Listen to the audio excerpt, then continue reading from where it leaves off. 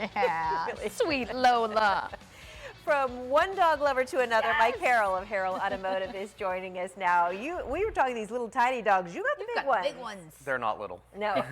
All three of ours are not little. Yeah. And you've brought them on before for our segment, so I have. We're friendly here at Erie News Now. But welcome back. Let's get into the questions, shall we? Let's get right into it. Tabitha writes, I recently had to replace a tire that was going flat. I brought it in to have it patched, and the tire shop said it could not be repaired. Are tires throwaway items now too? Can you help me understand the reasoning behind this?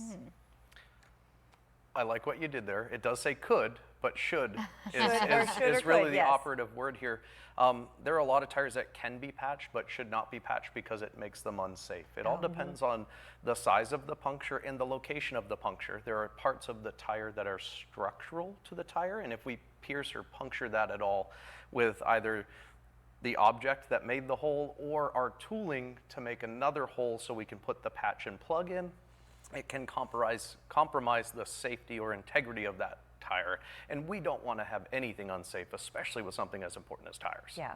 Does it matter, like, if you're getting higher end tires, do those kind of last or avoid being replaced more often?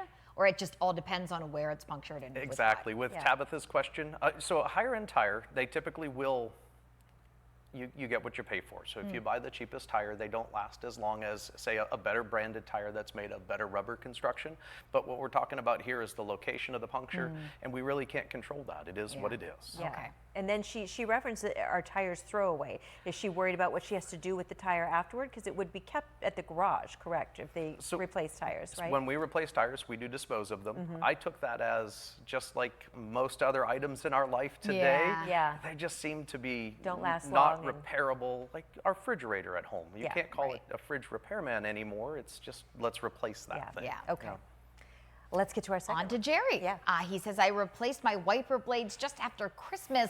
Bought the Bosch Icon blades, around $60. They're not very cheap, but they need to be replaced again. What wiper can I buy that will last longer than 5 months?